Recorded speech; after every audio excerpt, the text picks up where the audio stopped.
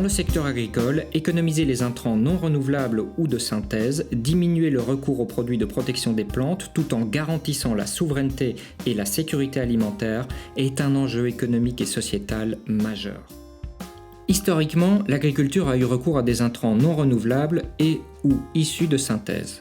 Leurs matières premières sont en majorité produites à l'étranger et issues de mines et leur fabrication peut aussi consommer de grandes quantités d'énergie fossile.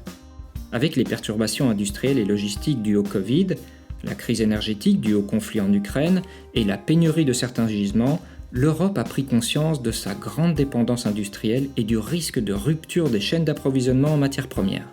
Pour assurer la souveraineté alimentaire et accompagner la transition écologique, il paraît essentiel de combiner des pratiques agricoles durables avec des mesures structurelles. Diminution de la consommation des intrants non renouvelables ou de synthèse, relocalisation de la production, recours aux matières renouvelables locales. Une des stratégies choisies est donc l'augmentation de l'utilisation d'engrais, d'amendements et de supports de culture renouvelables. Ils sont produits à partir de matières organiques locales et bénéfiques pour l'environnement et l'alimentation, comme souhaité par le consommateur européen. Une demande sociétale confirmée par l'expansion de l'agriculture biologique et d'autres cahiers des charges comme la certification haute valeur environnementale. Ces cahiers des charges intègrent très souvent des bonnes pratiques en matière de fertilisation pour plus de respect de l'environnement.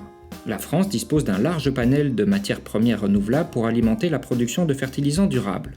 Effluents d'élevage, biodéchets alimentaires, déchets végétaux issus de l'entretien des espaces verts, boues de stations d'épuration, fibres de bois, écorces sont autant de matières premières locales disponibles, utilisables pour fabriquer des matières fertilisantes et de supports de culture renouvelables. Même si la substitution totale des intrants de synthèse par des intrants renouvelables n'est pas envisageable à court terme, la filière des fertilisants durables progresse à grands pas grâce à l'innovation. Le développement des biostimulants qui améliorent la disponibilité des éléments nutritifs et leur utilisation par les plantes en est un bon exemple.